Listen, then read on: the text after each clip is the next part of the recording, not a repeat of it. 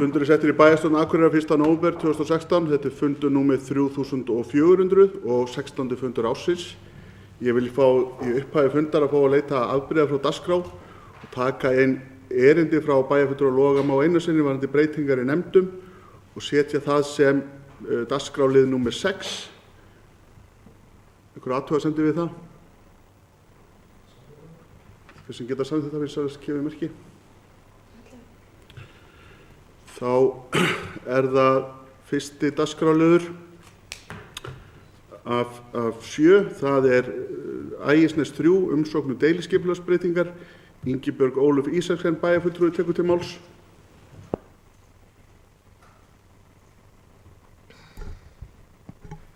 Forseti, ágætu bæjarfulltrúar. Þetta erindi frá 7. september síðastliðnum, þar sem Stefán Eyfjörð Stefánsson fyrir hönd IGF ehf. Sækir breytingu á deiluskipulagi fyrir Ægisnes 3. Tillagan dagsett 28. september 2016 og unnin af Ómari Ívarsinni hjá Landslagi. Tillagan var grenndarkynnt 5. október. Þeir sem grenndarkynninguna fengu skiluðu samþykki sínu 11. október 2016 og telst grenndarkynningu því lokið. Skipulagsnefnd leggur til við bæjarstjórn að skipulagsbreytingin verði samþykkt og felur skipulagsstjóra að annast gildistöku hennar. Ingibjörg Ólöf Ísaksen, bæjarfulltrúi, lokið máli sínu, orðið laust. Sem enginn hefur hvert sér ljós, þá göngum við til atkvæðagreiðslu þess að geta samþykkt vinsælt gefið merki. Það samþykkt samhljóða með öllu atkvæðum. Þá það dagskrárliður nr. 2, byggingarhæfi lóða, endurskoðun. Ingibjörg Ólöf Ísaksen, bæjarfulltrúi, tekur til máls.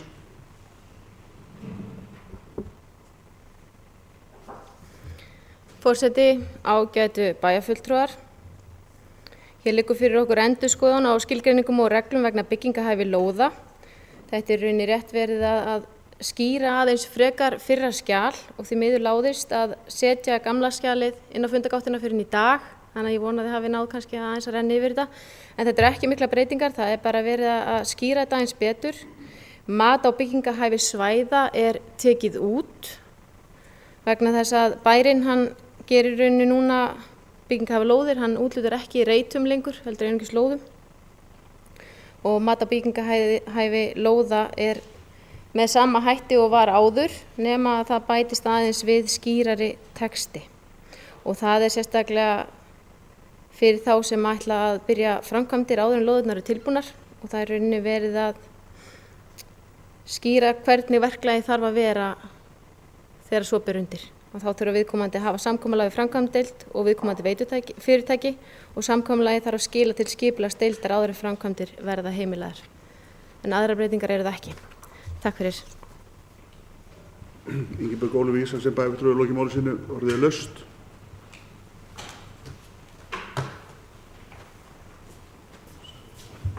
Sem enginn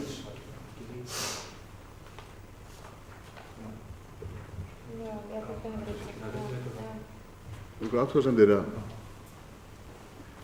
Ingibjörg Ólöf Ísaksen beðið aftur á morðið. Ég ætla aðeins að fá að leiðrétta mig, ég mismælti mig. Það tekið út byggingarhæfi reita en ekki svæða. Takk. Orðið laust.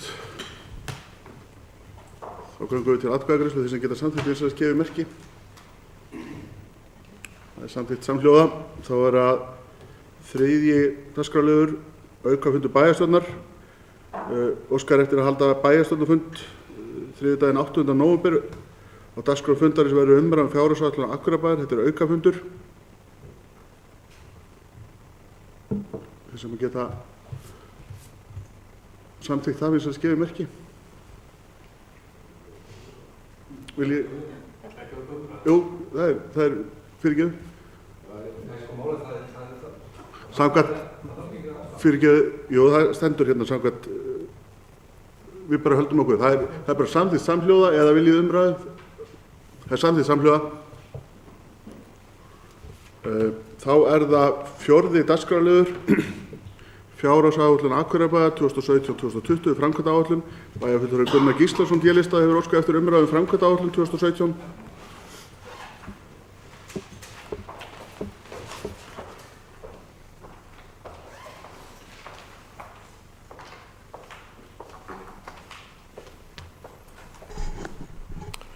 Forseti, ágætu bæjarfulltrúar.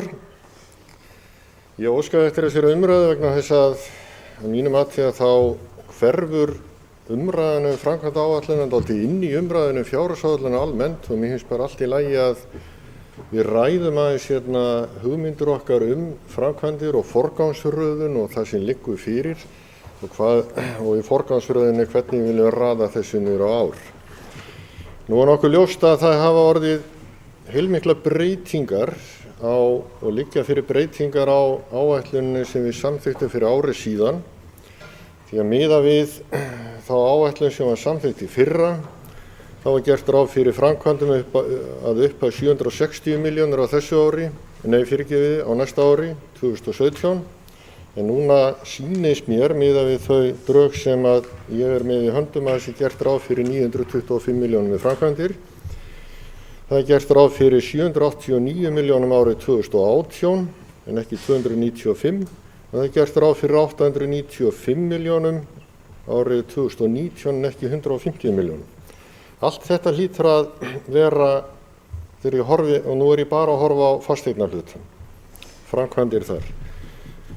Allt hefur þetta áhrif á rekstur, vegna þess að það má segja að 10% af þessari upphæð komi beint inn í rekstur sveitarfélagsins á hverju ári. Þannig að ég velti svona fyrir mig hvort að meirihlutinn sé búinn að velta því meðal annars fyrir sér hvernig þetta verður tekið inn í reksturinn. En það eru fleiri mál sem að mér eru hugleikin í þessu. Ég ætla að byrja á því að fagna því að það á að byggja íbúðir fyrir fatlaða í stað Jörfabyggðarinnar, sambýlisins þar, sem ég held að sé bráð nauðsynlegt verkefni. Og ég fagna því að það er komið á dagskrá á næsta ári og gerir ráð fyrir að það muni standa. Hins vegar bendi ég á það að miðað við þá upphæð sem er sett inn í þetta, þá má gera ráð fyrir að þetta verði 6 íbúðir en ekki 5. Og það geti verið gáfulegt að byggja þarna 6 íbúðir en ekki 5 eins og ráðgert er í þessum áætlunum sem fyrir liggja. Það liggur fyrir að það er mikil þörf fyrir íbúðir, fyrir sértæk úrræði fatlaðra á næstu árum og það er mjög mikilvægt að gera ráð fyrir þessu. Mér sýnist nú öllu að það sé verið að huga að því í þessari áætlun sem að ég tel bara vel. En það er annað sem að ég hef áhyggjur af þegar við ræðum félagsþjónustuna, það er ekki minnst einu orði á öldrunarheimil. Ég veit að við erum í vanda hvað varðar öldrunarheimilin, hvað það varðar að við erum ekki að fá nægilegt fjármagn með rekstrinum og það er eitthvað sem við þurfum að leysa. En við getum ekki dregið það úr hömlu og endalaust að fara í þær endurbætur sem eru nauðsynlegar þar á ákveðnum deildum. Og við ræddum meðal annars í fjárhagsáætlunargerðinni fyrir tæpu ári síðan. Þannig að ég ætla að leggja það inn í þessa umræðu að menn skoði það að gera ráð fyrir því að þurfa að fara í endurnýjun á öldrunarheimilunum á næstu 3 árum að minnstakosti. Spurning hvernig við röðum upp. Ég held að það sé algjörlega ótækt að hafa þetta ekki inni. Það tel ég bara ábyrgðarlaust miðað við þá stöðu sem að þarna er. Það er svo aftur annað mál í hversu mikla framkvæmdi við förum og hversu mikið við fáum frá ríkinu til að mæta þessum framkvæmdum. En það liggur fyrir samt sem áður að það er hægt að fá töluverðar upphæðir inn í þessar framkvæmdir. Annað sem ég ætla að nefna er listasafnið. Nú erum við að gera ráð fyrir því að það verður 200 milljónir á næsta ári og 200 milljónir á þar næsta ári. Og ég hef áhyggjur af þessu, að við séum að setja þetta í forgang, meðal annars vegna þess að hér er ekki minnst heldur á skíðalyftu í Hlíðarfjalli. Við erum í viðræðum til dæmis við vini Akureyrar aðkomu þeirra að því að setja upp lyftu í Hlíðarfjall sem mun gjörbreyta svæðinu. Og ég hef nú ekki hitt marga sem að mæla gegn því að fara í þá framkvæmd eða draga úr því að það skipti bara verulegu máli fyrir okkur hvað varðar notkun á þessu svæði, bæði vetur og sumar, að hafa slíka lyftu sem að færi upp undir brún. Og þá er ég að tala um stóllyftu. Þetta til dæmis eitt atriði sem er hvergi minnst á í þessari áætlun og ég tel að við þurfum að gera ráð fyrir þessu inn í okkar áætlunum. Mér finnst alveg frálegt ef að við getum fengið alltaf þriðjungi þessa kostnaðar í styrkjum í gegnum vini Akureyrar, annað en að við hugsum mjög vandlega það hvernig við ætlum þá að hafna því ef að það er meiningin. Þannig ég bara legg þetta hérna inn í umræðinu og vil fá svona smá umræðu það hvernig menn sjá þetta fyrir sér. Ef ég á að velja þarna á milli, bara sjálfur, prívat og persónulega, þá myndi ég færa listasafnið aðeins til og fara í lyftuna og undan. Því ég tel að það muni skila miklu meira til samfélagsins heldur en listasafnið.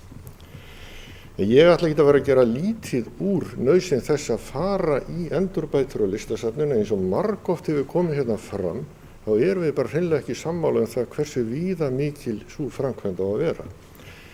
Og það er ekki búið að samfæra mig það að það borgi sig að byggja þessa tengibyggingu milli Mjólkursamlagsins gamla og Ketilhússins til þess að ná við skulum segja, þeirri dýnamík sem þarf að mati þeirra sem vilja þetta inn í safnið.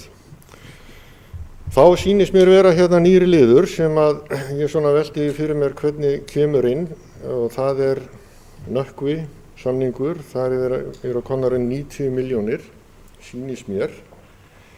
Og þessar 90 milljónir eru tilkomna vegna þess að það er náttúrulega talið að það hús sem þarf að reisa á þessu svæði kosti, hlýtur að vera áætlun upp á 150-200 milljónum miðað við þær hugmyndir sem menn eru með og allt í góðu með það því að málið er náttúrulega það að það er ekki hægt að setja hvaða hús sem er niður á þennan stað, hann er það ábyrrandi í bæjarmynd Akureyrar. Það er alveg ljósmál að þarna þarf að vera með, þarna þarf að ríkja ákveðið metnaður og það er þá bara spurning hvernig við leysum það.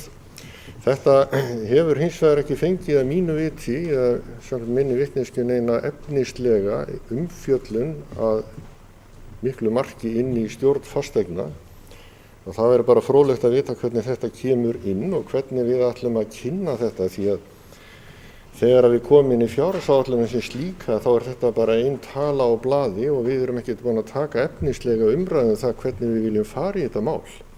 Og það er bara eitthvað sem snýr að þessari lýðræðinu hér og því hvernig við upplýsum hvert annað og hvernig við ræðum saman þær framkvæmdir sem tilstendur að fara í.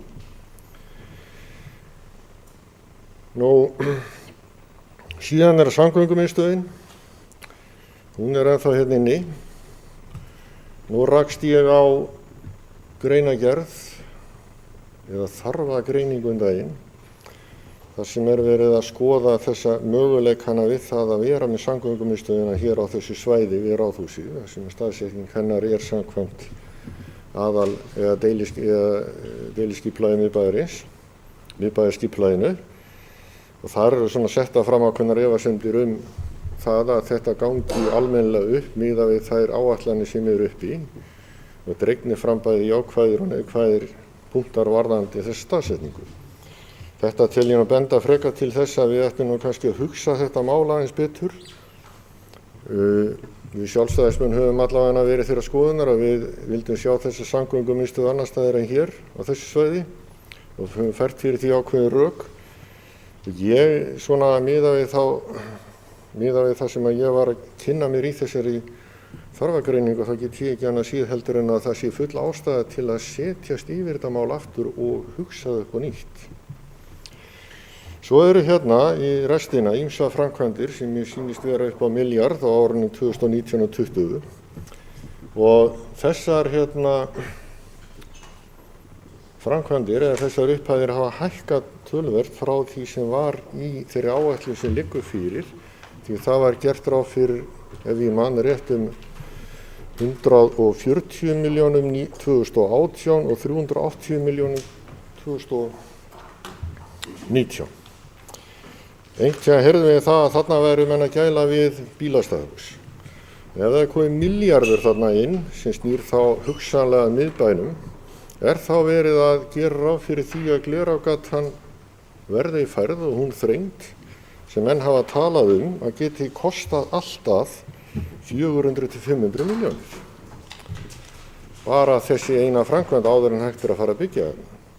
Þannig að ég held að það sé full ástæða til þess að velta því fyrir sér, bara í alvöru talað, miðað við stöðu bæjarins og annað sem að honum snýr, að breyta miðbæjarskipulaginu þannig að við þurfum ekki að færa Glerárgötuna og breyta þar með þeim byggingarreitum sem nú eru teiknaðir og skipulagðir í þessu miðbæjarskipulagi. Nú, þetta er það sem að við getum lesið út úr framkvæmdayfirliti og framkvæmdaáætlun 2017 til 2020 eins og mér skilst að það hafi verið samþykkt stjórn fasteigna í morgun. Ef ég fer einhverju leyti með rangt mála þá reikna ég með að verða leiðréttur hér á eftir og óskapar eftir því að fá umræðum mörg af þessum atriðum sem ég nefnt hérna. Ég vil líka svona aðeins velta upp framkvæmdi varðandi gatnagerð við árið 2017. Ég fagna því nú reyndar að þá að kláruna hljóðvegg við Borgarbrautina. Drottningarbrautarreiturinn sem slíkur að taka töluvert til sín. En ég tek líka eftir því að þarna er búið að setja inn líka okkar hlut í stígnum inn að Hrafnagili sem eru framkvæmd í öðru sveitarfélagi upp á 40 milljónir og þar stendur malbygg. Það er semst þá verið að gera ráð fyrir því að við förum í þessa framkvæmd með fyrir sveit sem að getur að mörgu leyti verið jákvætt framtak.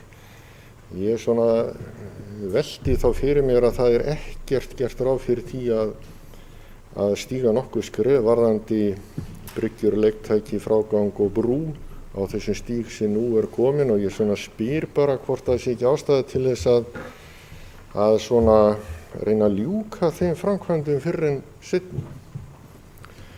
Ég geti haldið svo sem lengi áfram að tína svona eitt og annað til en ég tel að þetta sé nægjanlegt frá mér í bili og vil þá bara koma upp aftur og ég vildi gjarnan svona fá einhver viðbrögð meirihlutans og þá jafnvel minnihlutans við þessum þáttum sem að ég hef aðeins imprað hér á. Ég fer ekkert mjög ítarlega í þetta en það eru ýmsar aðra framkvæmdir í þessar áætlun sem ég tel jákvæðar eins og þessar breytingar í skólanum sem snúa til dæmis að því að setja felliveggi sem ég held að séu til mikilla bóta fyrir skólastarfið og hjálpi til við að takast á við verkefni sem þar eru. Á öðru leyti þá læt ég þetta duga í bili. Takk. Bæjarfulltrúi Gunnar Gíslason hefur lokið máli sínu. Orðið er laust.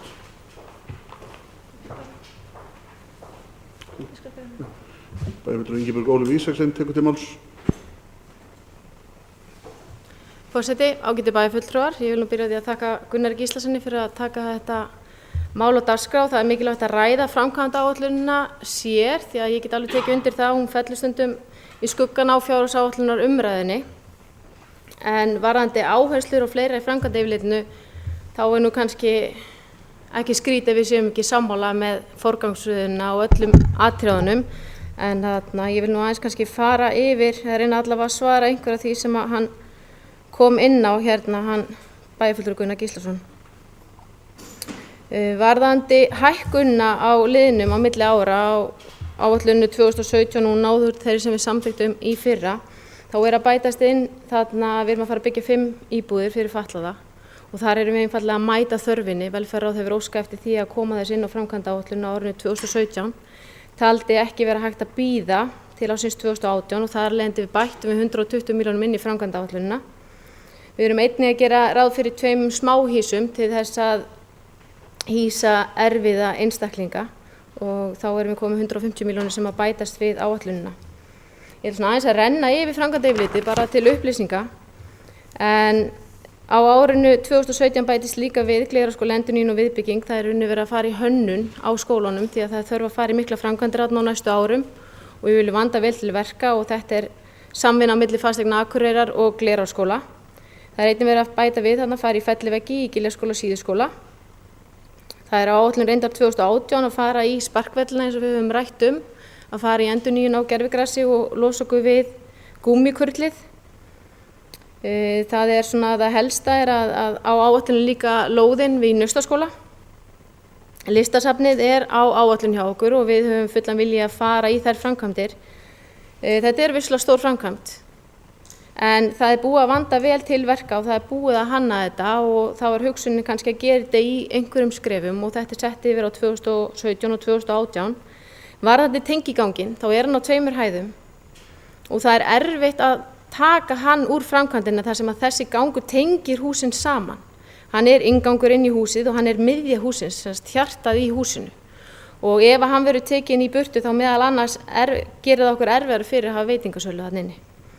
Þannig að endaleg kostnaðaráætlun varðandi þessa framkvæmd mun liggja fyrir í desember og þá þurfum við í rauninni bara að setjast niður og ræða þetta. Það stendur til að halda kynningafund, allavega samkvæmt framkvæmdarliðinu, þá vilji fyrir því að halda kynningafund fyrir bæjarbúa á framkvæmdinni, þar sem farið yfir hönnunina og þá möguleika sem að húsið hefur upp á að bjóða.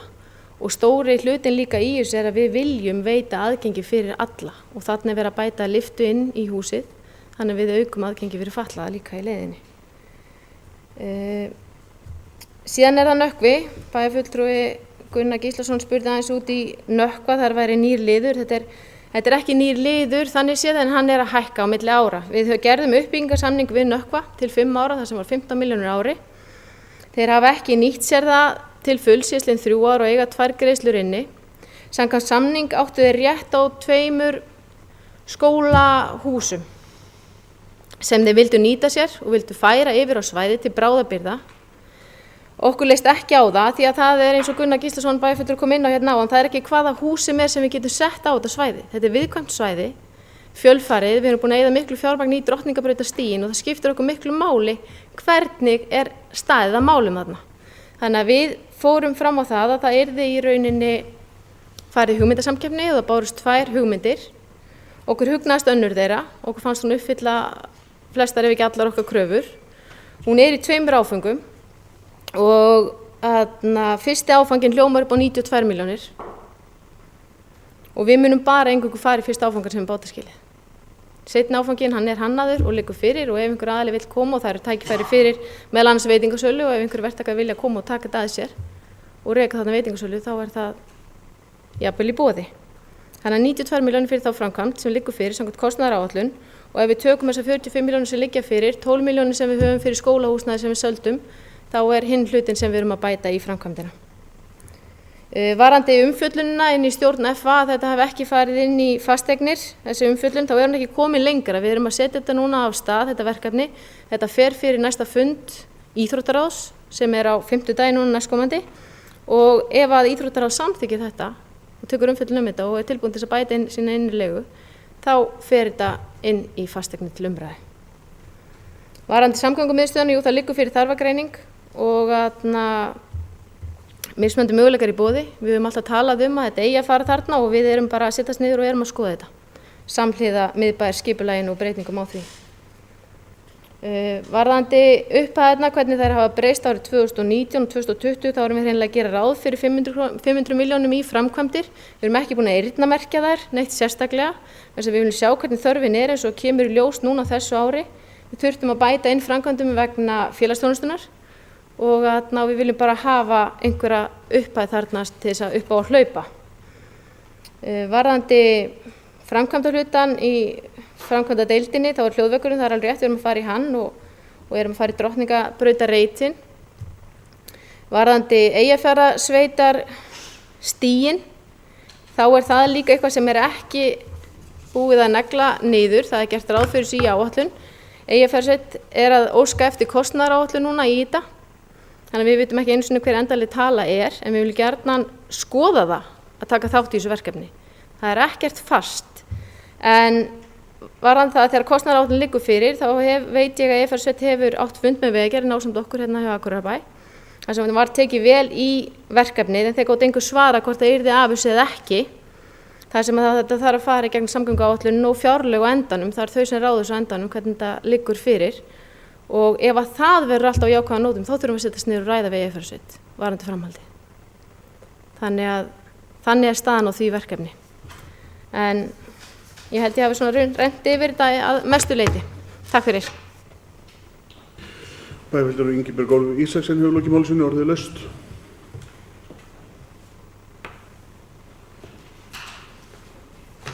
Bæjarfulltrúi Logi Már Einarsson við beðum orðið. Forseti, ágætu fundarmenn. Mér finnst þetta ágætlega hugsað hjá bæjarfulltrúa Gunnari að taka þetta sérstaklega upp og ræða þetta aðskilið. Þetta er auðvitað mál sem að hverfur stundum í fjárhagsáætlunargerðina og það er bara frábært. Ég er hins vegar ekki með sama gildismat og hann á hlutina oft og í þessu tilfelli er ég það nú kannski ekki endilega heldur. Í fyrsta lagi held ég að það sé mjög brýnt að efna það loforð sem að lagt var upp með 1998 held ég að klára framkvæmdir við listasafnið og gera það að fullburða safni. Ég held líka að þessi tenging yfir í Ketilhúsið sé snjöll og með þeim breytingum og ábendingum sem hafa komið meðal annars frá fulltrúa Bjartar framtíðar Þorsteini Hlyni, þá held ég að það aukist til muna þeir möguleikar sem við getum skapa til þess að fá tekjur inn á listasafnið, ekki síst Ketilhúsið og leigt það út jafnvel sjálfstætt svona annars lagið og skapað listasafninu tekjugrundvöll. Þá er þetta líka þannig annað sýnist mér að það gefist þarna færi á að fækka einn starfsmann sem að ég held að séu þetta alveg ágætis innlegg inn í það að lækka þessa innri leigu þá á móti sem að bæjarfulltrúi Gunnar benti réttilega á að fylgdi framkvæmdum. Ég er nú áður búinn að tala svo oft það að þetta er eina perlum Akureyringar í byggingarlist, jafnvel perlum 20. aldarinnar á Íslandi. Húsið er illa farið, húsið uppfyllir ekki kröfur öryggisgæslu, ekki brunavarnir, ekki aðgengi fatlara, þannig að það liggur alltaf fyrir að það þarf að fara í stórstígar breytingar þarna og ég held að þessi 60-70 milljóna króna viðbót sem að getur þá orðið til þess að ná inn betri nýtingu á húsið sé býsna skynsamleg. Ég ætla hins vegar ekkert að fara að metast það hvort er líklegra til þess að skila bæjarsjóði einhverjum arði eins og ég held að bæjarfulltrúi Gunnar hafa komist orði, Hlíðarfjall eða ný lyfta í Hlíðarfjalli eða þetta. Ég held að hvort tveggja sé nauðsynlegt og geti orðið gott innlegg í það. Svo er arður nú svo blessunulega vítt hugtak að það snýst nú kannski ekki endilega bara peninga. Þannig að ég myndi nú leggja bara þunga áherslu á að við myndum halda okkur við þetta og ýta þess ekki áfram eina ferðina enn. Hvað var að samgöngumiðstöðina? Þá er það auðvitað mjög brýnt verkefni og skiptir máli að hún sé kláruð. Mér hafa fundist hugmyndir manna þessa samgöngumiðstöð vera eitthvað á misskilningi byggðar. Hér er ekki verið að tala aðstöðu fyrir fyrirtæki til annars heldur en að koma og taka farþega og skila þeim af sér fyrir leigubíla og fyrir strætóan okkar til þess að tengja saman og búa til net samgangna sem að hjálpar auðvitað fólki sem að sleppir í að nota einkabílinn sem er eitthvað sem að við hljótum að hugsa nýbúin að vera uppfull af áformum og hugmyndum kolefnislaust og kolefnishlutlaust bæjarfélag. Ef að það kemur svo í ljós við nánari skoðun að þetta svæði hentar ekki, þá er það bara þannig og þá skoða menn eitthvað annað. En ég er sannfærður að þetta er gott svæði og fyrir þau eru mörg rök. Fyrir því eru mörg rök, meðal annars þau að þetta er miðsvæðis í hinum nýja miðbæ Akureyrar 21. aldarinnar. Það er algjörlega ljóst að miðbærinn mun ekki teygja sig lengra til suðurs en nú er. Hann mun alveg ábyggilega hins vegar teygja sig talsvert langt til norðurs að Glerárhverfi, Glerár að torgi og tengjast þessu merkilega hotni þarna Borgarbraut Glerárgata sem á örugglega eftir að hýsa einhvern tímann stóra verslunar og íbúðabyggingar. Fyrir utan svo náttúrulega þá blómlegu starfsemi sem að virðist vera að færast inn í öll hús við Glerárgötu, norðan við Greifan. Þannig að ég held að þetta sé góð staðsetning. Menn geta þá miklu frekar reynt eða vantar eitthvað smá upp á það að klípa smá af moldavellinum gamla sem að mun örugglega þá leysa það sem upp á vantar.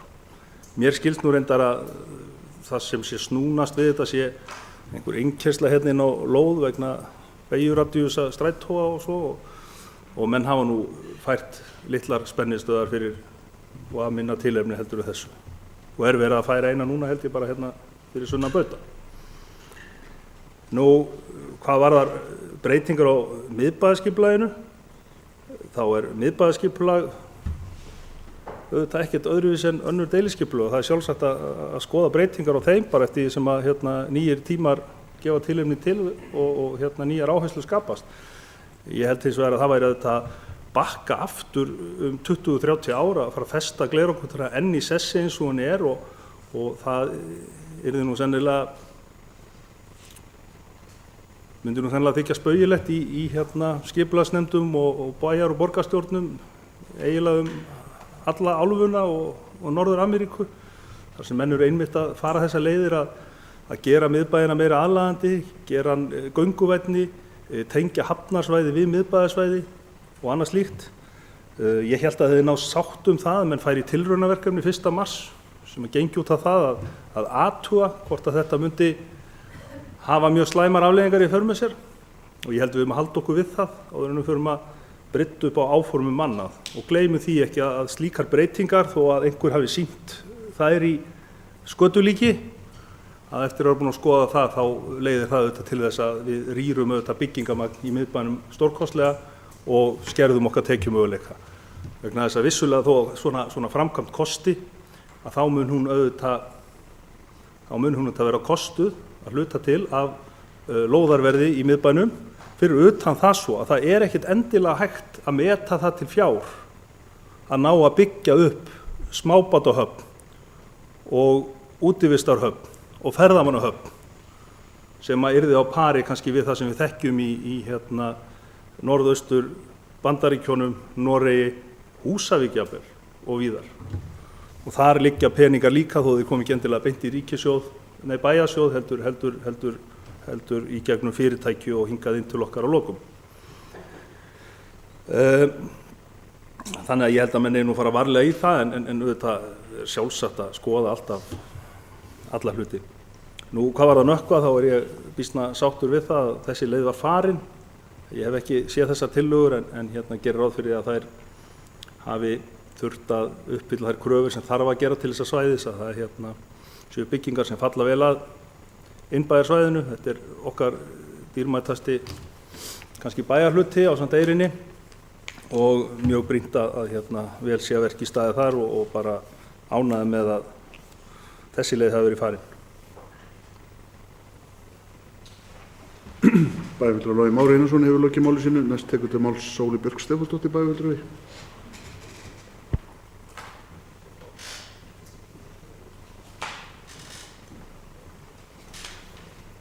Forseti ágæti bæjarfulltrúar, ég nú byrjaði að þakka og bara virkilega að þakka bæjarfulltrúa Gunnar Gíslasyni fyrir að taka þetta mál á dagskrá því ég sammála þeim sem að hér hafa talað að það gott að ræða framkvæmdaáætlunina og svona fyrir utan fjárhagsáætlunina í heild sinni. Það bara nokkur atriði sem mig langar bara svona til að koma inn í þessa umræðu. Varðandi til dæmis Hlíðarfjall þá við ekki búin að fara í gegnum þá skoðun sem að við samþykktum hvernig við ætlum að haga rekstri Hlíðarfjalls til framtíðar. Þannig að mér finnst nú ekki mjög gæfulegt að setja framkvæmdir þar upp frá í forgang fyrir en við erum búin að móta okkur stefnu í því máli. Og ég ósammála bæjarfulltrúa Gunnar Gíslasyni varðandi að listasafnið sé eitthvað sem liggi ekki á og mig langar að tengja það aðeins við umræðuna samgöngumiðstöðina vegna þess að þrátt fyrir að hafa framan af verið mjög spennt fyrir og tala fyrir þeirri hugmynd að hér þyrfti að byggja samgöngumiðstöð þá svona að betur íhuga máli að þá ég farin að hafa ákveðnar efasemdir allavega í þá áttina að við ættum að skoða málið betur það hvernig hvaða starfsemi við erum að hugsa, hvaða tilgang þessi samgöngumiðstöð hefur. Ég tek fullkomlega undir með bæjarfulltrúa Loga að þetta mikilvægt, það mikilvægt að að gera hérna tengipunkt og efla almenningssamgöngur og svona lyfta þess undir þann faramáta. Það er alls ekki það ég vilji draga úr því, en það er bara þetta sem hefur svona aðeins verið að veltast í höfðinu á mér, og ætla ég bara að leyfa mér að tala svona, þetta eru svona aðeins bara ómótaðar hugmyndir, ég má segja jafnvel að ég sé að hugsa upphátt, en það er þetta með byggingar versus starfsemi, og það er bara þannig að það er starfsemin sem skiptir öllu máli. Við erum aðeins að sjá svona og heyra þessar pælingar út allt, til dæmis í tengslum við menningarhús, leikhús, að það er að verða bara svona að koma upp ákveðnar hugmyndir það að húsin séu ekki lykilatriði, heldur er þetta starfsemin sem er lykilatriði. Auðvitað er mjög gott og gilt og það þarf oft hús, og sérstaklega á Íslandi þá þarf oftar hús örugglega heldur en í öðrum löndum, og ég er alls ekki að tala um það, ég er bara að segja að við þurfum að hugsa virkilega vel hversu mikið pláss, og þetta er kannski eitthvað sem við getum tengt við mínimalíska lífstíl sem við kannski vill Akureyrarbær fara aðeins meir í þá áttina, að segja hvernig við nýtum við húsnæði betur. Ég hef til dæmis sagt það uppátt en ekki hér í þessari pontu, best ég segi það núna, mér finnst til dæmis allt í lagi að skoða að taka neðstu hæðinni í Ráðhúsinu undir samgöngumiðstöð. Mér finnst bara við þurfum að skoða þetta mál svolítið betur, og mér finnst það ekki, þess vegna ekki kannski alveg endilega eigi að ákveða að ráðast í framkvæmdir á næsta ári. Af því að eins og hefur náttúrulega komið fram, það er kostnaður, þetta veldur rekstrarkostnaði inn í bæjarsjóði, það er fjármagnskostnaður við þetta, við þurfum að huga skuldahlutfalli bæjarins, fæst af þeim framkvæmdum sem liggja fyrir í þessum drögum af framkvæmdaáætlun er eitthvað sem ég get talað gegn. Ég meina flest af þessu er bara mikilvæg framkvæmdur, því það er alltaf nóga mikilvægum framkvæmdum, og þess vegna held ég að við þurfum alltaf að hugsa hvernig getum við lágmarka svolítið framkvæmdirnar, hvað hver og ein framkvæmd kostar, hversu mikið pláss er verið að búa til og hvernig við ætlum að nýta það. Varðandi til dæmis listasafnið, svo ég tefli því kannski listasafninu versus samgöngumiðstöðinni, þá er listasafnið eins og bæjarfulltrúi Logi benti á bara mikilvægt hús í þessum bæ í svona byggingarlistasögu samhengi, og auðvitað er uppbyggingin og það sem gert var í Gilinu þegar því var breytt í þessa listamiðstöð bara stórkostlegt afrek, og það er líka eitthvað sem þarf að standa vörðum. Og við þurfum að hugsa vel þau hús sem við eigum, þannig að mig langar bara til að hvetja til þess að við hugsum okkur virkilega vel þegar við erum að hugsa að byggja nýja byggingar, og skoðum miklu betur hvernig getum við nýtt jafnvel það sem við eigum og hvernig við getum stundað minimalískan framkvæmdastíl, ætla ég bara að kalla það Takk fyrir. Bæjarfulltrúi Sóley Björk Stefánsdóttir er lokið máli sínu, næst tekur til máls bæjarfulltrúi Gunnar Gíslason. Við Njáll Trausti Friðberts sem var víst á undan. Bæjarfulltrúi.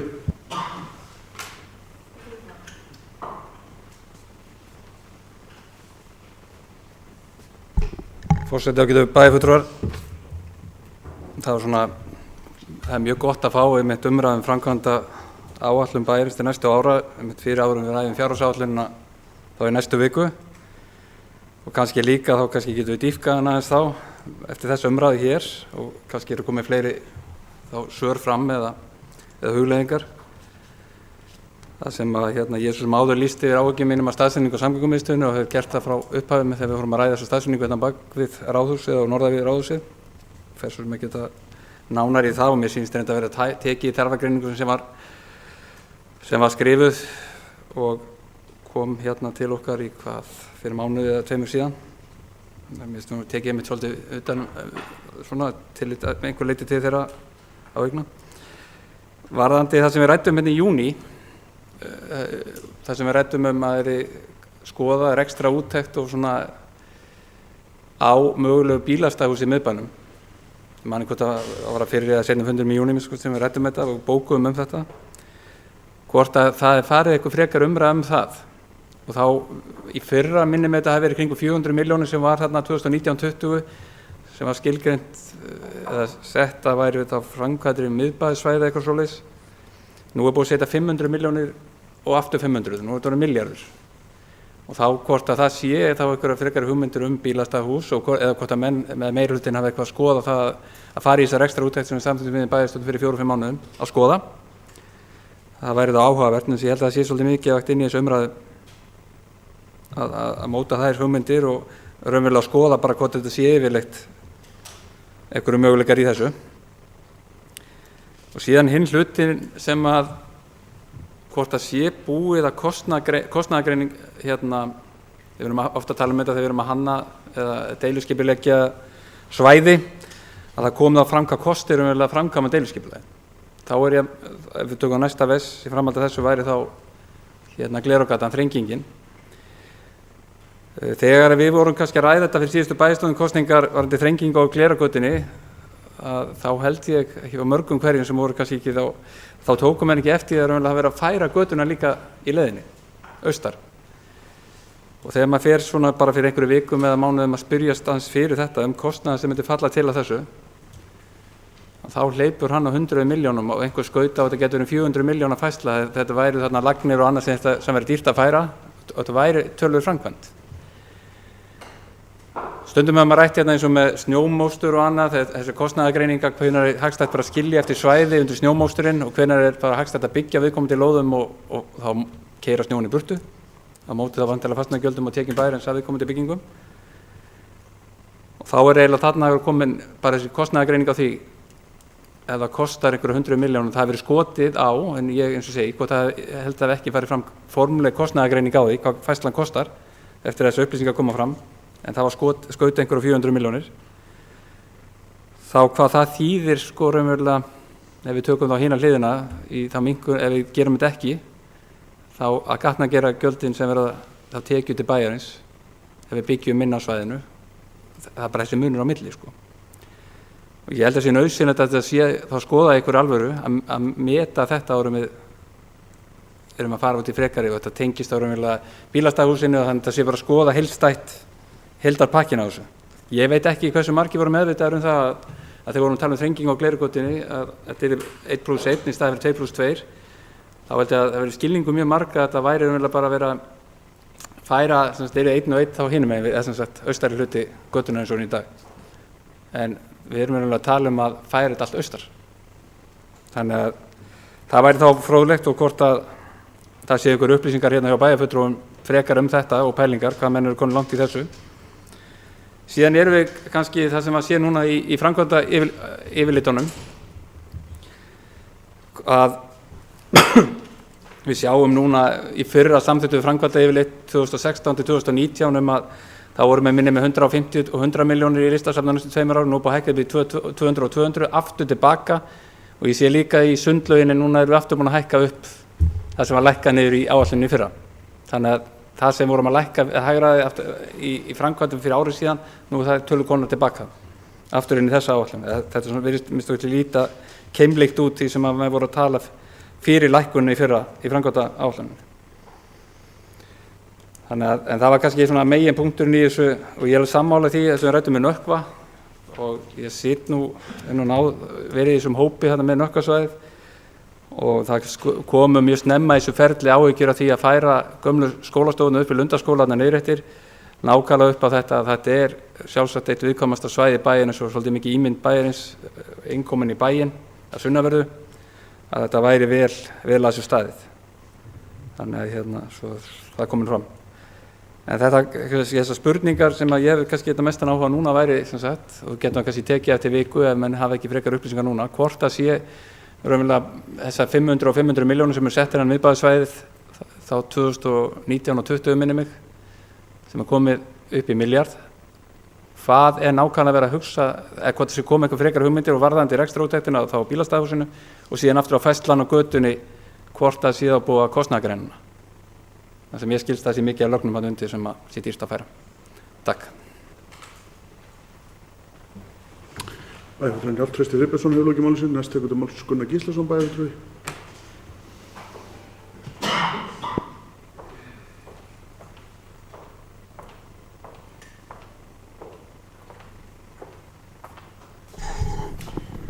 Forseti, ágætu bæjarfulltrúar, þakka bara fyrir þær umræður sem þeir eru orðnar, en ég ákvað að koma hérna aðeins upp, kannski til að svara örfáum punktum eða skerpa á þeim. Í fyrsta lagi að þá er ég ekki að leggjast gegn framkvæmd við svæði Nökkva, heldur var ég fyrst og fremst að ræða þetta út frá því hvernig málið kemur inn á okkar borð. Það hefði verið gott að sjá þetta svona í fasanum miklu fyrr.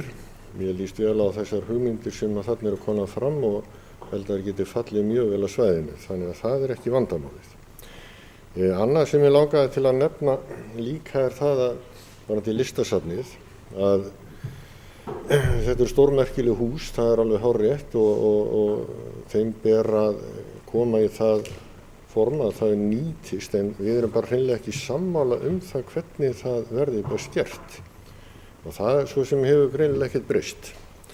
Það þarf að taka þessu hús í gegn og það er verið að vinna í því núna og ég veit ekki betur en að framkvæmdir standi á þessu ári yfir við að gera það einmitt vatnsheld og þar fram til götum og koma þá salnum á efstu hæðinni í gagni sem átti að verða samkvæmt gömlum hugmyndum eftir því sem ég best veit aðal sýningarsalur safnsins. Og listasafninu ber ákveðin sess.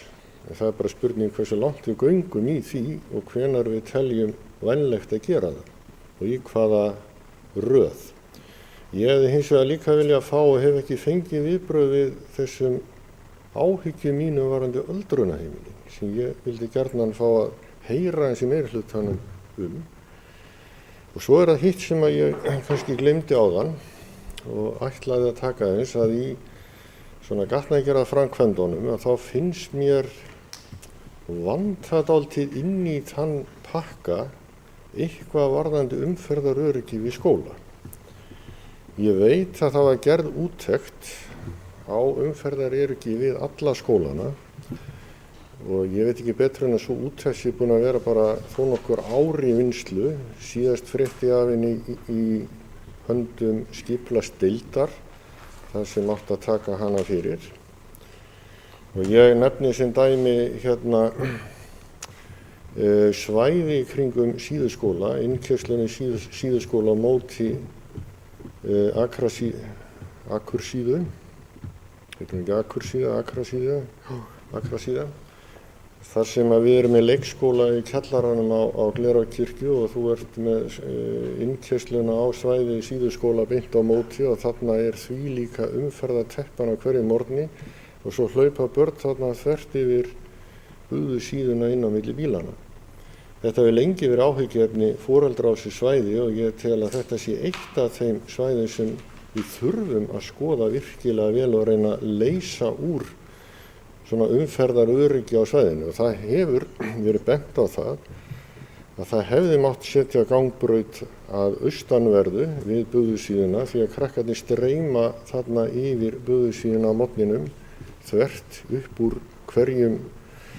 hverri garðhólinu á fettur annarið eða göngustígunum og skapar bara ringulreið þarna á þessu svæði sérstaklega á morgnana og í hátíðinu.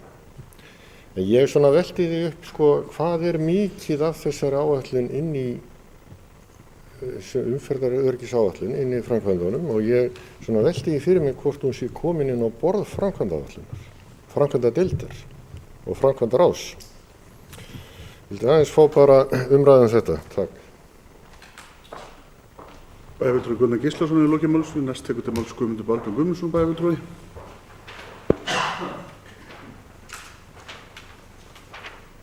Forseti, ágætu bæjarfulltrúar.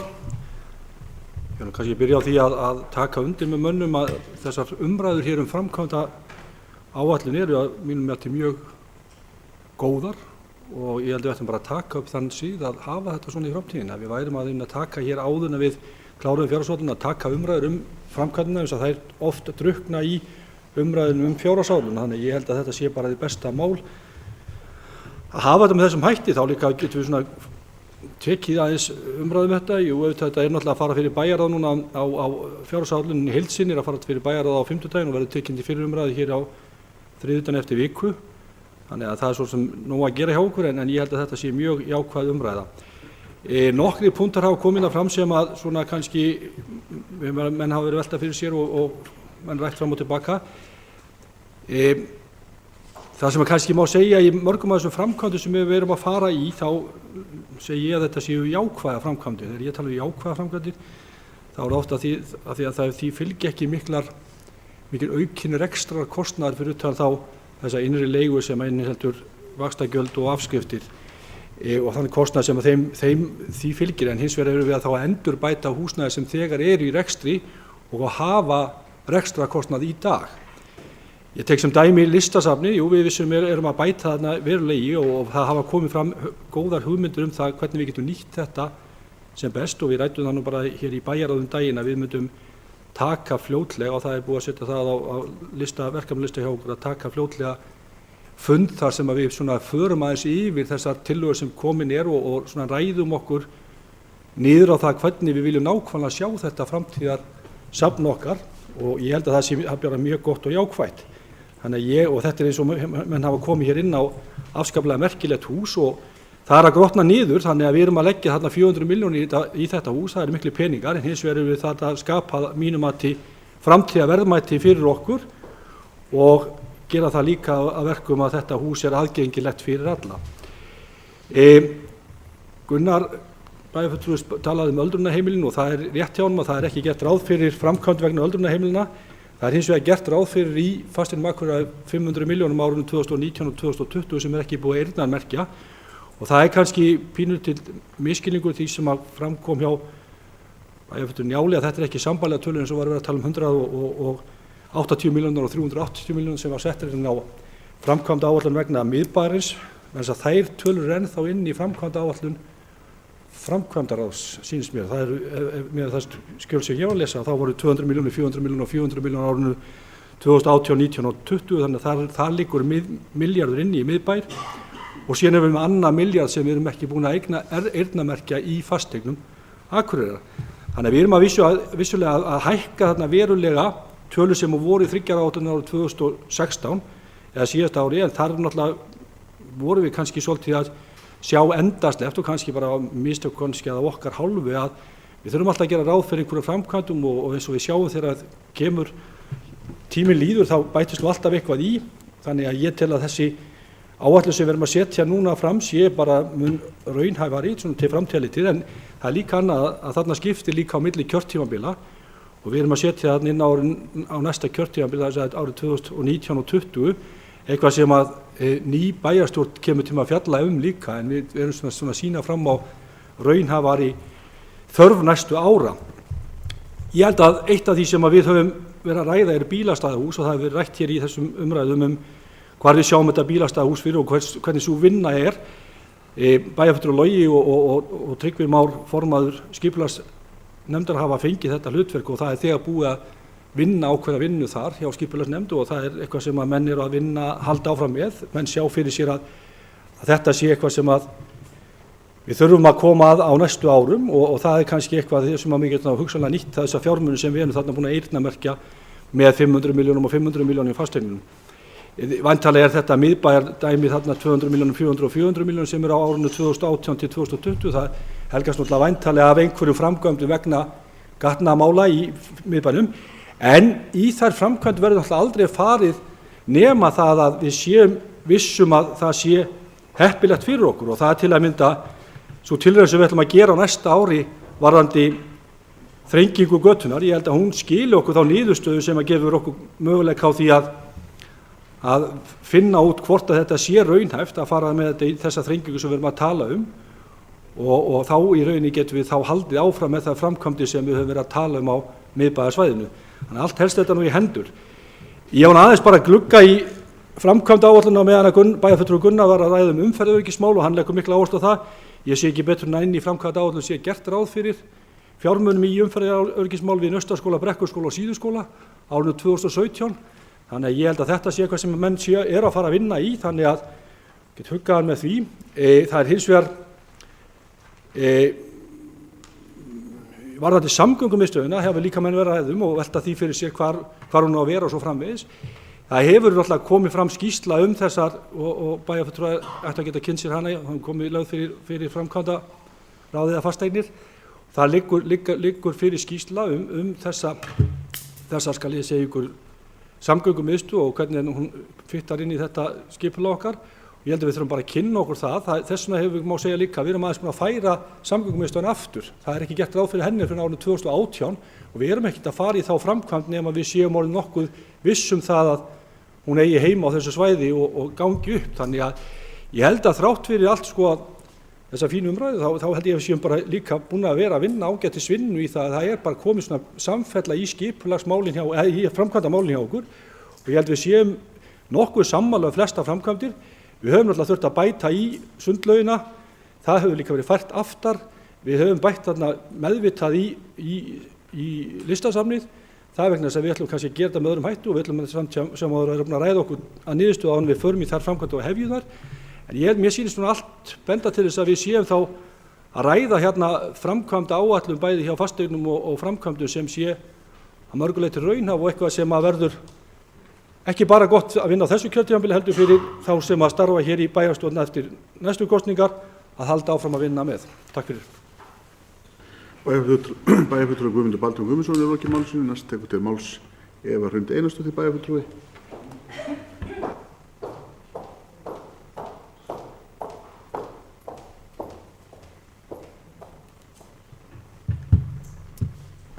Forseti og ágætu bæjarfulltrúar.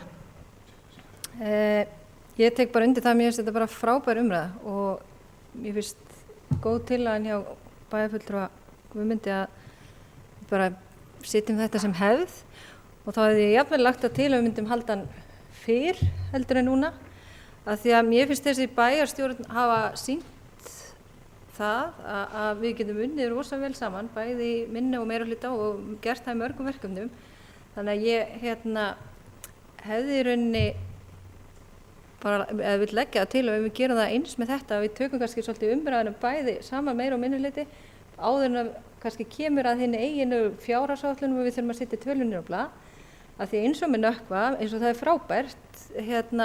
frábært til það sem að ég er búin að sjá í dag að þá sé ég það fyrst í gögnum á blaði og ég hefði viljað fá umræðuna áður en ekki fá það í skilabóðum í fjárhagsáætlun.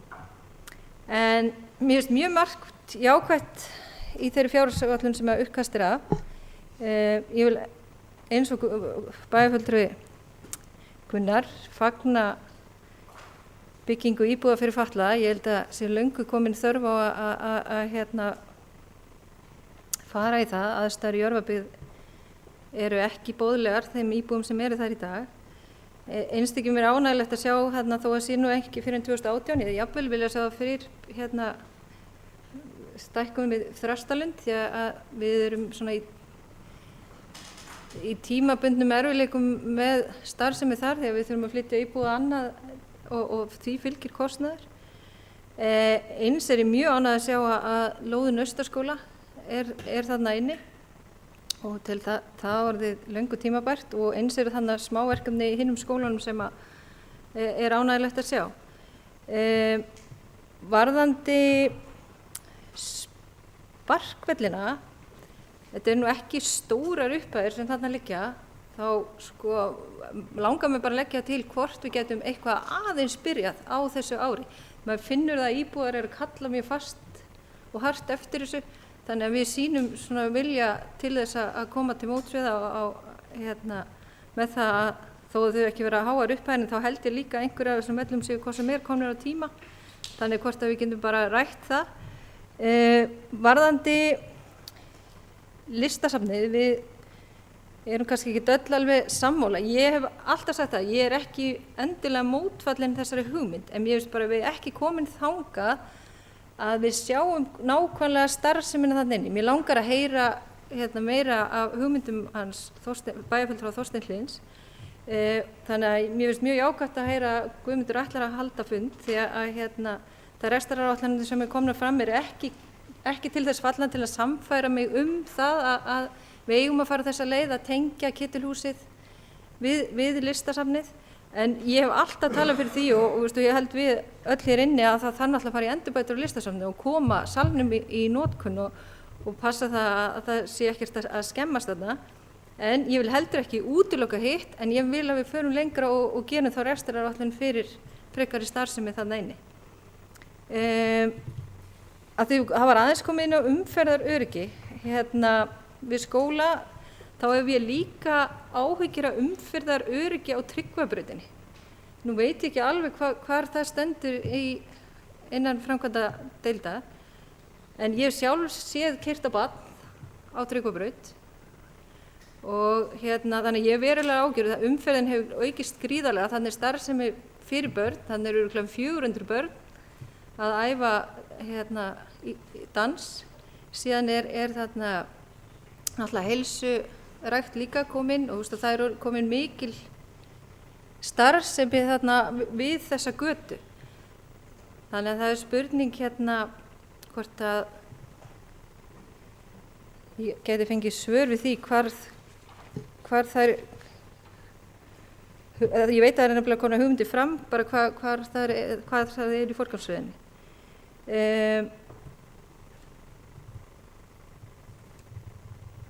Já, ég tek bara undir, við höfum rætt þetta svolítið innan okkar hóps varðandi bílastæðahús, ég tek undir með bæjarfulltrúa Njáli að við hefði gjarnan viljað fá að vita hvar það er statt og áður en við förum í frekari framkvæmdir í miðbænum að þá held ég að við þurfum að huga vel að því hvar við ætlum að leggja bílunum.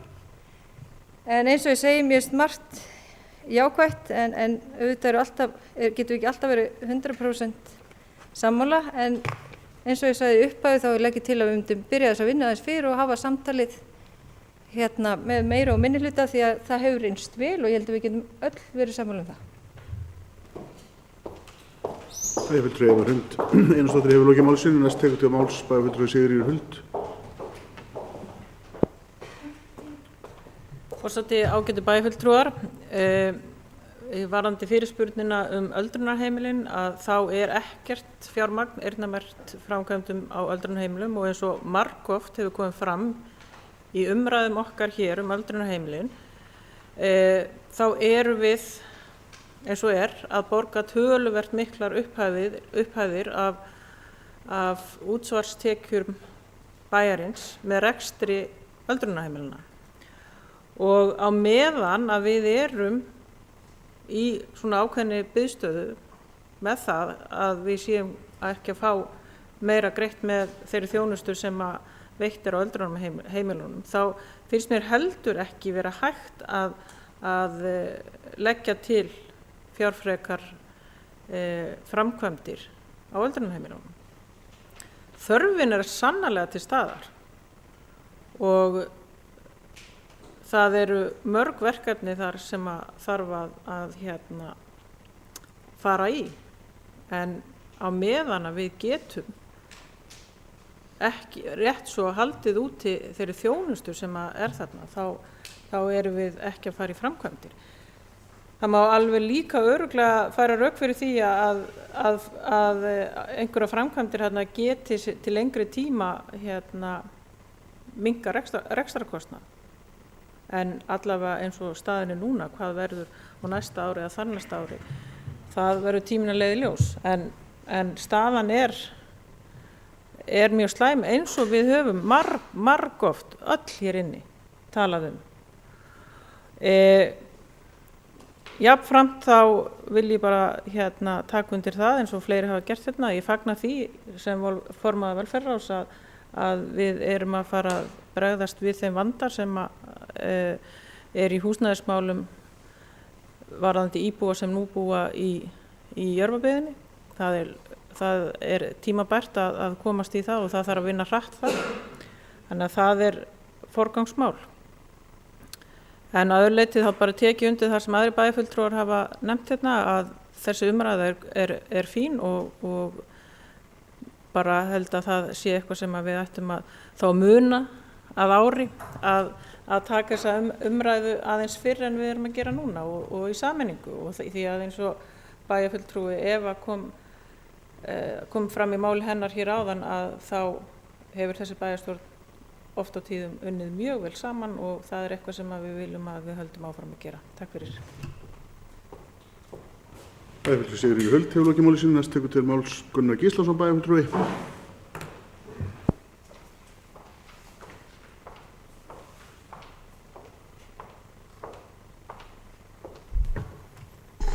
Forseti ágætu bæjarfulltrúar, það er gott að vera málshefjandi, kemst maður oftar upp. Ég ætlaði aðeins að, það eru nokkur atriði sem ég ætlaði að bregðast við. Í fyrsta lagi kom fram hjá bæjarfulltrúa Guðmundi Baldvin að það væri gert ráð fyrir fjármagni vegna umferðaröryggismála við skóla. Þetta eru 5 milljónir á árinu 2017 og 5 milljónir á árinu 2018. Miðað við umfang bara verkefnisins í kringu síðuskóla, þá get ég nú ekki séð að þessir fjármunir dugi langt. Þannig að ég ætla þá að kalla bara eftir að fá upplýsingar það hvað er ætlunin að gera við þessu skóla og fá að sjá það áður en að ég fagna því að þetta fjármagn sé þetta inni þó að sé jákvætt að sjá þó allavega eitthvað. Ég ætla ekki að gera lítið úr því. Annað sko sem snýr að umferðaröryggismálum til dæmis í síðuskóla vil ég nefna vegna þess að ég veit ekkert hvort þið gerir ykkur öll grein fyrir því að nemendur í 5. bekk og upp úr þeir labba í sund niður í Leiraskóla. Og þá fara þau sem yfir Hlíðarbrautina og Hlíðarbrautin er frekar það er mikil umferðarþungi á þeirri götu og það hafa margir foreldrar áhyggjur af umferðaröryggi sinna barna á þessari gangbraut sem er þarna á horni Teigasíðu og Hlíðarbrautar. Ég er ekkert endilega viss að margir foreldrahópar hefðu nú sýnt þá þolinmæði sem að þessi hefur sýnt hvað þetta atriði varðar. Og ég held að sé bara full ástæða til að skoða þetta með bara mikilli alvöru. Hvað er hægt að gera þarna? Það gleymdist nú að nefna hérna varðandi lóð Naustaskóla, það er jú jákvætt að það verið farið í hana, en ég fór að velta því fyrir mér, er búið að hanna breytingar á henni sem sýna okkur það að það dugi 60 milljónir í hana vegna þess að hér fyrir ári síðan eða svo að þá voru nú 100 milljónir áætlaðir í þetta og það er kannski ágætt að fá að vita það. Í þriðja lagi að þá tel ég fulla ástæðu til þess að fara í lyftunni í Hlíðarfjalli þó að það sé ekki búið að gera úttektina sem að endanlega það hvort að við getum sett þetta reksturinn á Hlíðarfjalli í útvistunni eður ei vegna þess að þessi lyfta hún mun gjörbreyta svæðinu þannig að það er miklu meiri líkur til þess að einhverjir aðilar hafi þá áhuga á því að fara þarna upp eftir, taka þetta svæði að sér og reka það og byggja einhverju leyti upp þegar að þessi lyfta er komin. Þannig að ég tel fulla ástæðu til að skoða það mjög alvarlega. Og síðustu langaði mig til bara að ítreka það að því að það er gert ráð fyrir 5 íbúðum eins og þetta er sett upp í planinu með íbúði fyrir fatlaði sem á að komist að Jörfabyggðar. Ég held að við hljótum að horfa á það að þarna verði 6 íbúðir en ekki 5 og bara vonast til þess að við séum öll sammála það því að það er raun og veru óráð að vera með færri íbúðir í svona kjarna. Þar með getum við hugsanlega leyst mál sem að liggur á Þrastarlundi núna og svona aðeins gefa okkur tíma til að hugsa málefni Þrastarlundar til lengri tíma. En öðru leyti þá bara þakka ég umræðina og vona að þetta skili einhver inn og ég er sammála því að við erum að sjálfsögða að hafa þetta sem skipulegan þátt í umræðum bæjarstjórn framvegis. Takk. Gunnar Gíslason, bæjarfulltrúi lokið máli sínu. Næst tekur til máls Logi Már Einarsson, bæjarfulltrúi. Forseti, bæjarfulltrúar, ég get tekið undir það með Gunnari að það er sjálfsagt að skoða það að vera með 6 einingar í staðinn fyrir 5 en ofar komistu náttúrulega ekki samkvæmt lögum að við minnir. Mér langaði aðeins að nefna í sambandi við þessa samgöngumiðstöð. Ég er algjörlega hjartanlega sammála bæjarfulltrúa Sóli að við eigum að halda mannvirkjagerð í lágmarki og sýna hóf í því, en að því að orðið er dálítið dramatískt og stórt og kannski eru einhver að hlusta á okkur, þá er allt í lagi að menn átti sig á því að þessi samgöngumiðstöð hún er 150 fermetrar eða verður, sem er það bil sem að lítið einbýlishús án bílskúrs er í Lundahverfinu til dæmis. Þannig að við erum ekki að tala um stórt umfang, enda er umferðarmiðstöð snýst ekki bygginguna, hún snýst auðvitað fyrst og fremst bara að búa til punkt þar sem að faratæki geta komið og skipst á viðskiptavinum. En í svona byggingu þá náttúrulega þurfum við afgreiðslu, við þurfum salerni, við þurfum litla biðstofu, þannig að þetta er allt í hófi. Og ég held að það sé bráðsnjöll hugmynd að nýta þetta við bara ráðhúsi og ef hægt er að nota bara fyrstu hæðina. Það myndi líka hjálpa okkur á þann hátt að það myndi náttúrulega þá rýmka eins svæðið og fyrir utan það að það er þannig að það er falskt gólf á fyrstu hæðinni. Þannig ef við lækkum það og tökum það burtu og notum gólfið sem var í gamla daga þegar slökkvilið notaði neðstu hæðina og keyrði vestana, þá erum við komin með líka mannvirki sem er með 1,5 lofthæð sem hentar ágætlega í þetta, þannig að ég held að þetta sé alveg bráðsnjöll hugmynd. Aðeins varðandi listasafnið, listasöfn virka oft best þar sem að þau líka bjóða bara upp á mikið mannlíf, ekkert endilega inn í sölunum heldur í kring. Og það sem að mér finnst snjallt við þessa hugmynd sem að þróaðist úr því að vera bara tengigangur og yfir því að vera tengigangur með kaffihúsi, það var auðvitað þetta sem ég nefndi áðan möguleika á að nýta þá betur austurhluta, en ekki síður það að þetta væri þá andlit safnsins, þetta væri lifandi svæði, þetta snýr vel á móti söðri og vestri og ég held að þetta gæti orðið svona einna aðdráttar afli miðbæjarins og auðvitað veitir ekkert af. Við erum farin að sjá það að hornið þarna niður á Bauta er orðið ótrúlega flott og það sá enginn það fyrir kannski fyrir nokkrum árum áður en Eymundsson setti sig þar niður og svo Múlaberg hefur bætt sína aðstöðu, en nú er þetta orðið eitt skemmtilegasta svæði bæjarins og ég held að þetta útisvæði með kaffihúsið þarna fyrir innan myndi bæta það mikið og gera listagilið bara enn betra en það er í dag. Bæjarfulltrúi Logi Már Einarsson hefur lokið máli sínu, næst tekur til máls Ingibjörg Ólöf Ísaksen bæjarfulltrúi. Forseti, ágætu bæjarfulltrúar, mér langar svona aðeins rétt að bregða sér spurningum sem hafa komið fram í dag. Bæjarfulltrúi Njáll Trausti var að velta fyrir sig hvort búið að vera kostnaðargreina deiliskipulagið vegna breytingarinnar á Glerárgötunni. Það er ekki búið að kostnaðargreina og ekki heldur búið að hanna tilfærsluna, en það er búið að koma vinnunni af stað og vonandi fá við niðurstöðu í þessum mánuði. Og mér finnst kannski mikilvægt líka að koma því fram að framkvæmdin, þessi tilraun varðandi þrengingu götunnar, þessi framkvæmd er afturkræf.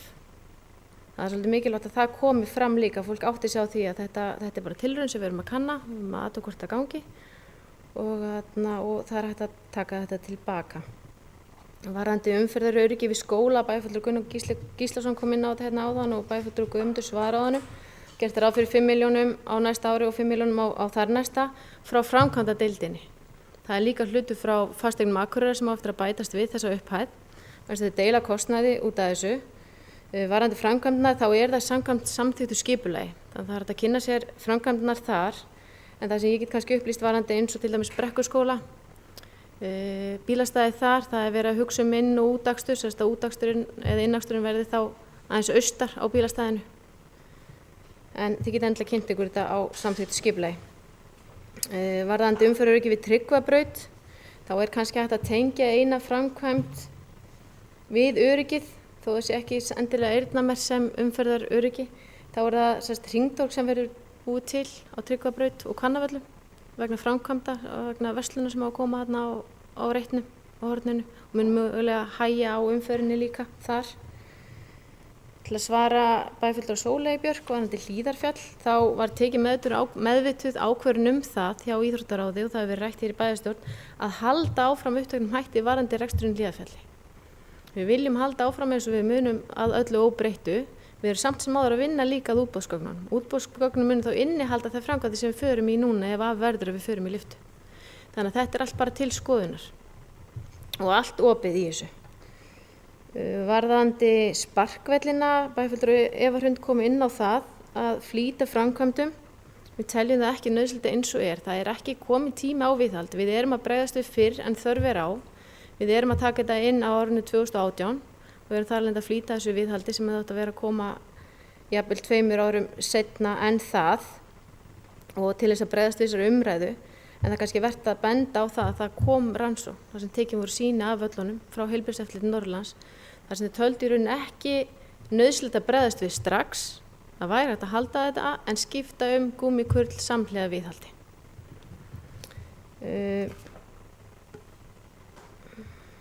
Varðandi Naustaskóla og spurningunum lóðina, hvort búið væri að hanna lóðina, það búið að hanna hana í rauninni miðað við fyrri áætlun, 100 milljónar. Og það var sett strax á stað núna í morgun að skoða þá hönnun og athuga hvernig hægt að koma til móts við nýja áætlun. En ég held ég sé svona búin að fara í gegnum það flesta, en það kannski líka allt í lagi vekja athygli á þessari áætlun okkar varðandi gatnagerði, því að það ekki síður háar upphæðir sem eru að koma fram í þessari áætlun.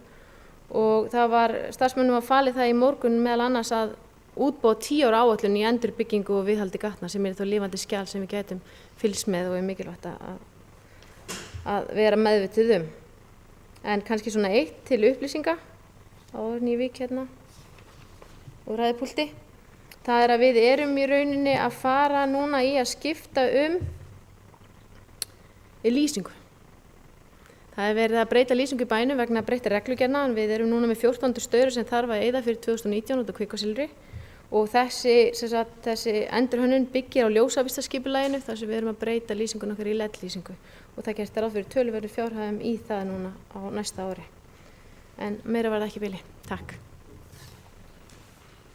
Bæjarfulltrúi Ingibjörg Ólöf hefur lokið máli sínu, orðið laust. Þar sem enginn hefur kvatt sér hljóðs, þá segjum við þessari umræðu lokið og snúum okkur að næsta dagskrárlið. Innkaupamál hjá Akureyrarbæ. Bæjarfulltrúi Ingibjörg Ólöf Ísaksen hefur óskað eftir umræðum kaup á þjónustu og vörum og vegum Akureyrarbæjar. Forseti, ágætu bæjarfulltrúar. Í ljósi umræðu síðustu daga og vikna varðandi kjör og aðstæður starfsmanna undirverktaka við stórverk óskaði ég eftir umræðu hér í bæjarstjórn. Borið hefur á því á Suðurlandi að verið sé á brjóta á réttindi starfsmanna, aðbúnaðarmál séu ófullnægjandi og starfsmenn njóti þannig ekki réttinda samkvæmt kjarasamningum. Mikilvægt að Akureyrarbær hafi forgöngu í því að tryggja að aðalverktakar sem sinna verkefnum á vegum bæjarins beri ábyrgð á undirverktökum sínum. Það að verktakar, undirverktakar eða starfsmannaleigur greiði laun og standi skil á sköttum og skyldum auk annarra réttinda í samræmi við gildandi kjarasamninga og lög hverju sinni. Með því að setja inn ákvæði keðjuábyrgð í alla samninga verklegra framkvæmda, kaupa á þjónustu og vörum á vegum sveitarfélagsins, getum við minnkað líkurnar á að menn firri sig ábyrgð og skapi sér samkeppnisforskot á vinnumarkaði með því að virða ekki kjarasamninga og leið komið í veg fyrir undirboð og óeðlilega samkeppnishætti á vinnumarkaði. En keðjuábyrgð felur í sér að aðalverktaki ber ábyrgð á að undirverktaki virði kjarasamninga, greiði laun og standi skil á réttindum í samræmi við gildandi kjarasamninga hverju sinni. Með því að setja ákvæði inn í samninga bæjarins tryggjum við að allir verktakar sinni skyldum sínum gagnvart starfsfólki og stuðlum þannig að enn heilbrigðari vinnumarkaði þar sem fólk nýtur þeirra kjara sem þeim ber og fyrirtæki virða lög og kjarasamninga. Að þessu sögðu vil ég leggja fram eftirfarandi bókun. Bæjarstjórn Akureyrar samþykkir að í öllum samningum verklegra framkvæmda, kaupa á þjónustu og vörum á vegum sveitarfélagsins verði sett inn ákvæði keðjuábyrgð þeirra seljanda sem sveitarfélagi semur við. Með þessu vill Akureyrarbær tryggja að allir starfsmenn hvort sem það eru starfsmenn verktaka, undirverktaka eða starfsmannaleiga, njóti launa, trygginga og annarra réttinda í samræmi við gildandi kjarasamninga og lög hverju sinni. Aðalverktaki yrði í verksamning gerður ábyrgur fyrir að tryggja kjarasamnings og lögbundin réttindi allra starfsmanna sem að verkinu koma. Þetta verður gert til að koma í veg fyrir undirboð og óeðlilega samkeppnishætti á vinnumarkaði. Takk fyrir. Bæjarfulltrúi Ingiberg Ólöf Ísaksen hefur lokið máli sinni, orðið laust. Bæjarfulltrúi Sóli Björk hefur beðið orðið.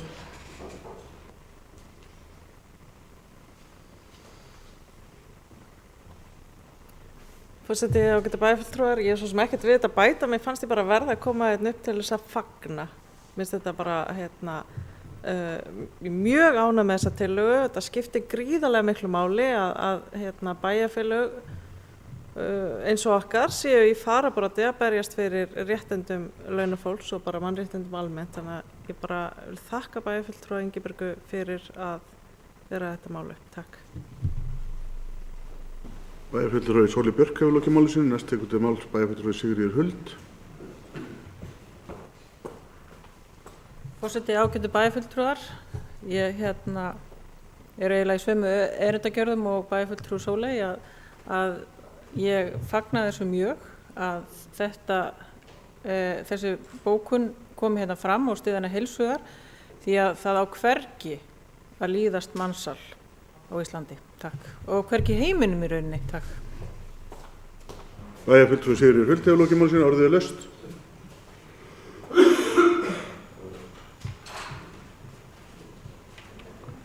Bæjarfulltrúi Njáll Trausti Freybjörnsson hefur beðið orðið.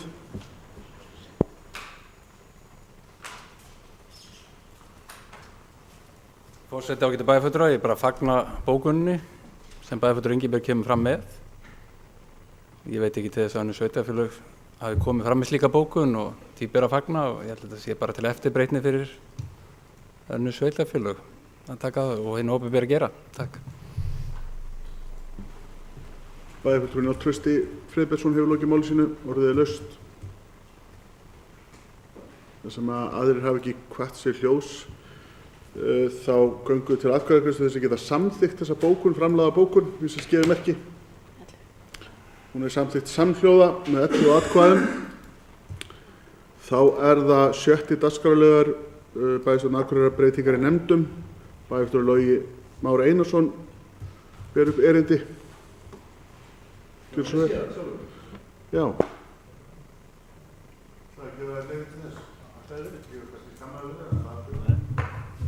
Forseti ágætu bæjarfulltrúar, ég hef sendt bréf á Matthías Rögnvaldsson, forseta bæjarstjórnar sem er sjóhljóðandi. Hér með tilkynnist að ég, Logi Már Einarsson, kennitala 21.8.1964, ég vil byrja aftur. Hér með tilkynnist að ég, Logi Már Einarsson, 21.08.64.2969, segi mig frá störfum bæjarfulltrúa og bæjarráðsmanns.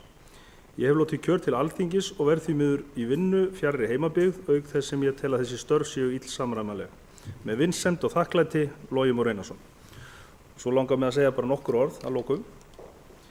Því að mér þykir mjög vænt þennan sal og hef haft mikla gleði að ég vinna með ykkur öllum og átta mig núna á því á fyrstu klukkutímunum í nýju starfi að það eru illskeyttari skeyti sem að menn fá úr fjölmiðlunum við þær aðstæður, en það verður bara að hafa það. Þrátt fyrir að við séum á ólíkri skoðun margt, mörg okkar, þá held ég að þessi bæjarstjórn sýni gott fordæmi öðrum. Hér hafa menn yfirleitt alltaf náð sáttum stór og mikilvæg mál, menn geta tekist á eins og áðan einstaka forgangsröðun, en á endanum hafa menn náð sáttum svona mikilvægari og stærri og erfiðari ákvarðanir. Og ég ætla bara þá að lokum að nota þetta tækifæri til að þakka ykkur kærlega fyrir, öllum félögum minn hérna í bæjarstjórn, Eiríki bæjarstjóra, Dagníu skrifstofustjóra og Gústa kvikmyndatökumanni, og gangi ykkur bara vel og ég vona ég eftir að sjá ykkur oft. bæjarfulltrúi Logi Már Einarsson, fyrrverandi bæjarfulltrúi rétt að segja. Herru, það sem sagt við þurfum að samþykkja lausnarbeiðni hans eða hafna. Það sem sagt atkvæðagreiðsla það hver geta samþykkt lausnarbeiðni, við sem sagt gefum merki þessu geta samþykkt. Það er samhljóða með öllu. Bæjarstjórn færir Loga bestu þakki fyrir velunum störf í þá Akureyrarbæjar og Dagbjört Pálsdóttir boðin velkomin til starfa sem aðalfulltrúi í bæjarstjórn. Þá segjum við bara málinu lokið. Þá það eftirvæntingarliðurinn okkar. Það skýrsla bæjarstjóra. Eiríkur Björn Björgvinsson tekur til máls.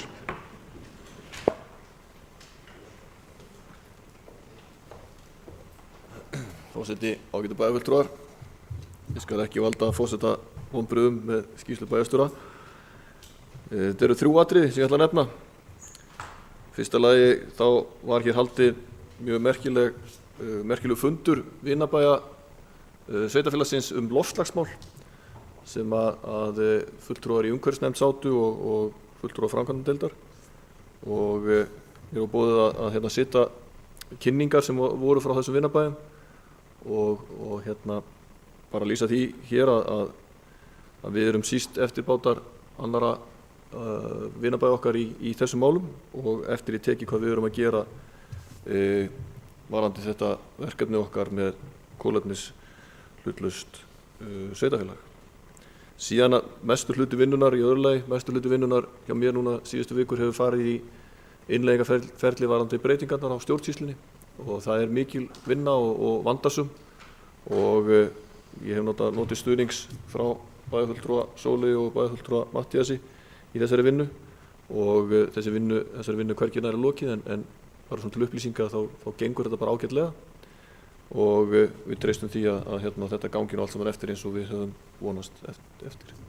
Og síðan að lokum síðasta málið að þá það hér heilsueflandi samfélag. Hér var haldinn á Akureyri sérstakur fundur sem var studdur á okkur og sem var haldinn á vegum landlæknisembættisins og það er náttúrulega bara eins og þið munið og þekkið að þá erum við afskaplega stolt og ánægð að vera heilsueflandi samfélag. Við undirrituðum samkomulag það hér í fyrra frekar hittifyrra við landlæknisembættið og þessi fundur var fjölsóttur og nágrannasveitarfélögin meðan sóttu þennan fund þar sem við gátum og fengum tækifæri til að kynna það sem helst á baugi í okkar sveitarfélagi.